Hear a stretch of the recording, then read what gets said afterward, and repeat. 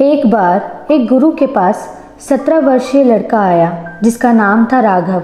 वह गुरु से बोला, हे स्वामी, मुझे ज्ञान की भूख है। मैं आपके साथ आपका शिष्य बनकर रहना चाहता हूँ। गुरु ने कहा, पुत्र, सुनकर अच्छा लगा कि तुम ज्ञान प्राप्त करने की इच्छा रखते हो, किंतु क्या तुमने कभी किसी विद्यालय में शिक्षा ग्रहण की है? राघव ने कहा, जी स्वामी, मैं विद्यालय गया था, किंतु वहाँ का वातावरण मुझे अच्छा नहीं लगा। वहाँ विद्यार्थियों के लिए न बैठने की अच्छी व्यवस्था थी, न ही अच्छे शिक्षक।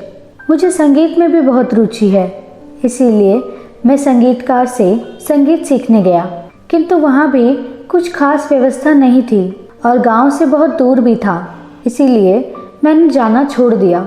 गुरु ने फिर प्रश्न किया, अर्थात तुमने अभी तक कहीं भी शिक्षा प्राप्त नहीं की? राघव ने कहा, नहीं स्वामी, किंतु मैं जानता हूँ कि इस आश्रम में मुझे ज़रूर ज्ञान की प्राप्ति होगी। मैं अंजलि 2 शब्द चैनल से आपका स्वागत करती हूँ। कहानी को आगे बढ़ाने से पहले कृपया हमारे चैनल को सब्सक्राइब और वीडियो को लाइक कर दें। गुरु ने राघव को आश्रम में रहने की आज्ञा दे दी और वह बाकी शिष्यों के साथ आश्रम में शिक्षा प्राप्त करने लगा और वहाँ के नियमों का पालन करने लगा।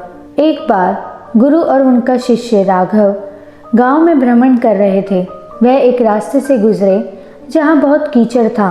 गुरु शांति से चले जा रहे थे, किंतु राघव हमेशा की तरह रास्तों को कोस रहा था।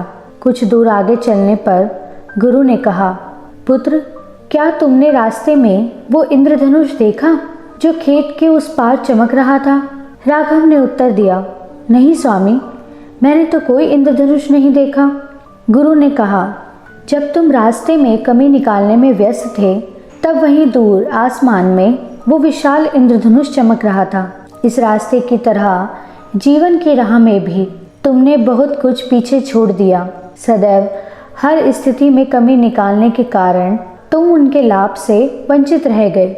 अर्थात यदि तुम विद्यालय जाना ना छोड़ते तो इस उम्र तक तुम बाकी शिष्यों से शिक्षा में आगे होते। यदि संगीतकार के पास जाते रहते तो एक अच्छे संगीतकार बन चुके होते, किंतु हर स्थिति में कमियां निकाल कर तुम कुछ भी हासिल नहीं कर पाए। यह बात सही है कि सारी स्थिति हमारे अनुकूल नहीं होती। तुम्हें मनचाहा जीवन कभी नहीं मिल सकता, किंतु जब बात परखने की आए तो लाभ और हानि दोनों को बराबर परखना चाहिए। इसीलिए यदि जीवन को बेहतर बनाना है तो इस आदत को छोड़ना होगा। मैं ये नहीं कहता कि तुम हर स्थिति को अपना लो, बस इस बात का ध्यान रखो कि जिस उद्देश्य से तुम वो कार्य शुरू कर रहे हो, क्या वह परिस्थिति उस उद्देश्य में भी बाधा डाल रही है? यदि हाँ, तो वह कार्य छोड़ दो, और यदि नहीं तो उन परिस्थितियों को अनदेखा कर पूरे मन से वो कार्य करो। राघव को अपनी गलती पर पछतावा हुआ और उसने आगे जीवन में गुरु की बातों पर अमल किया। राघव की तरह हम भी कई बार कार्यों में कमियां निकालकर उसे छोड़ देते हैं। इसका एक विशेष कारण यह भी हो सकता है कि हमें उन कार्यों में रुचि ही नहीं है, या ये समझे कि हमने उन परिस्थितियों को अपने उद्देश्य से भी ऊपर रख दिया है। इसीलिए आज से जब भी आप कोई भी कार्य करें और उसमें आपको कोई कमी नज़र आए तो एक बार ज़रूर सोचिए कि क्या वो स्थिति आपके उद्देश्य में बाधा डाल रही है, या आपकी समस्या आपके उद्देश्य से भी बड़ी है।